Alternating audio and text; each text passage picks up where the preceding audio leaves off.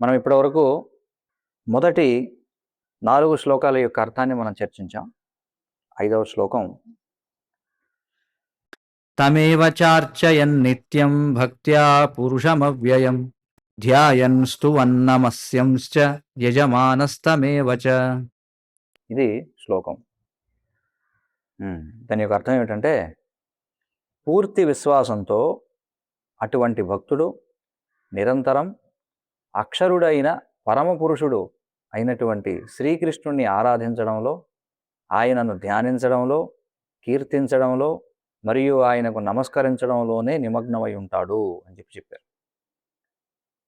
అటువంటి భక్తుడు అంటే పూర్వ శ్లోకంలో మనకు చెప్పడం జరిగింది కదా. కాబట్టి అలాంటి భక్తుడు ఏం చేస్తూ ఉంటాడట? పూర్ణ విశ్వాసంతో నిరంతరం అక్షరుడైన పరమపురుషుడైన శ్రీకృష్ణుణ్ణి, అక్షరుడు అంటే నాశనం కానిటువంటి వాడు, ఆ శ్రీకృష్ణుణ్ణి ఆరాధించడంలో, ఆయనను ధ్యానించడంలో, కీర్తించడంలో మరియు ఆయనకు నమస్కరించడంలోనే నిమగ్నమై ఉంటాడు. ఇక్కడ భీష్ముడు 4వ ప్రశ్నకు సమాధానం ఇస్తున్నాడు అనమాట. యజమానః అంటే ఆరాధకుడు అని, భక్త్యా అంటే విశ్వాసంతో అని అర్థం, పురుషం అంటే పరమపురుషుడైన, ఏవ అంటే కృష్ణుడిని మాత్రమే, స్తువన్ అంటే కీర్తించడం ద్వారా ఒకరు అన్ని దుఃఖాల నుండి విముక్తులవుతారు. అంటే సర్వ దుఃఖాది గోభవేత్ అంటే సకల దుఃఖాల నుండి విముక్తులవుతారు. ఇది ఈ శ్లోకానికి మరియు తదుపరి శ్లోకానికి మధ్య ఉన్నటువంటి సంబంధం అన్నమాట. అంటే ఏ విధంగా కీర్తించాలి కృష్ణుడిని అంటే ఏ విధంగా కీర్తించాలి అనేటువంటి దానికి ఇక్కడ చెప్తున్నారు. మరి భీష్ముడు ఏమంటున్నాడు ఇక్కడ? ఏ విధంగా అర్చించాలి చూడండి. పాద్యము అని చెప్పి అంటాం. పాద్యము అంటే ఏమిటి? భగవంతుడు పాదాలు కడగడానికి నీరు. మనకి అర్చన చేసే సమయంలో అర్ఘ్యం, పాద్యం ఇవన్నీ సమర్పిస్తారనమాట. కాబట్టి అర్ఘ్యం, పాద్యం, దీపం, ముందు ధూపం, తర్వాత దీపం, తర్వాత మనకి అర్ఘ్యము, తర్వాత వస్త్రము, తర్వాత పుష్పము, తర్వాత చామర, తర్వాత వింజామర, అంటే ఇవి మనం కనీసం చేసేటువంటివి. కానీ షోడశోపచారాలు ఉంటాయన్నమాట. షోడశోపచారాలతో అర్చ ఏంటంటే ఆయనని అర్చించడం, అలాగే ధ్యానించడం. ధ్యానించడం అంటే ఆయన యొక్క రూపంపై మన మనస్సుని లగ్నం చేయడం ద్వారా. అంతేగాని ధ్యానం అంటే ఇక్కడ నిరాకార ధ్యానం కాదు, ఆ స్వామి యొక్క రూపంపై మన మనస్సును లగ్నం చేయడం ద్వారా. అలాగే నమస్యన్ చూడండి, ఇక్కడ ఈ శ్లోకంలో ఏం చెప్పారు చూడండి. తమేవ చార్చయన్ నిత్యం, అర్చన ఎలా చేయాలి చెప్పడం జరిగింది షోడశోపచారాల ద్వారా.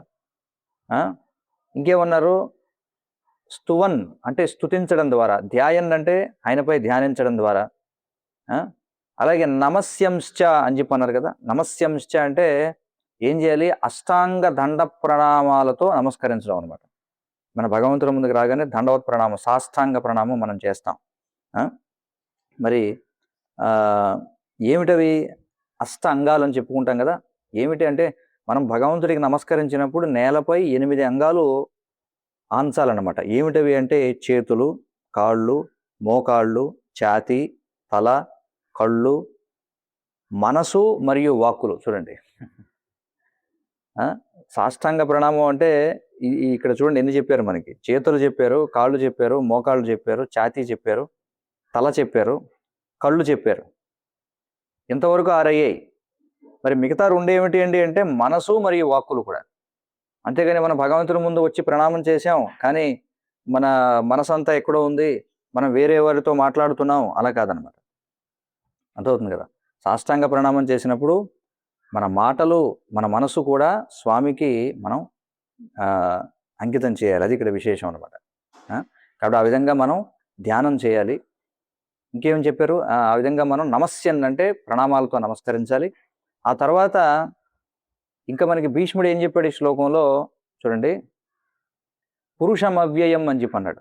పురుషం అవ్యయం అంటే పరమపురుషుణ్ణి అచ్యుతుడిగా పేర్కొన్నాడు అనమాట. అవ్యయం అని చెప్పి అన్నాడు. అంటే ఆయన యొక్క స్వరూపం, ఆయన గుణాలు, ఆయన శక్తులు మరియు లీలా విశేషాలన్నీ కూడా నిత్యమైనవి. చూడండి, భగవంతునికి సంబంధించినవన్నీ కూడా అవ్యయం అంటే వ్యయం కావు, అంటే ఖర్చు కానటువంటివి, శాశ్వతమైనటువంటివి. ఏమేమిటి? ఆయన రూపము, గుణాలు, శక్తులు, లీలా విశేషాలన్నీ కూడా. ఇక్కడ తమ్ అనేటువంటి శబ్దాన్ని వాడారు చూడండి. తమేవ అని మొదలైంది కదా శ్లోకంలో ముందు.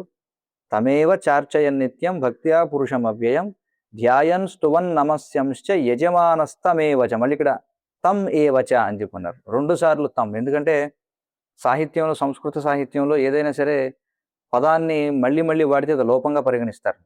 కానీ ఇక్కడ ఈ శ్లోకంలో తం అనేటువంటి పదాన్ని 2 సార్లు ఉపయోగించడంలో ఎలాంటి దోషం లేదనమాట. ఎందుకంటే ఇక్కడ పదాల కలయిక భిన్నంగా ఉంది కాబట్టి. అది 5వ శ్లోకానికి అర్థం అనమాట.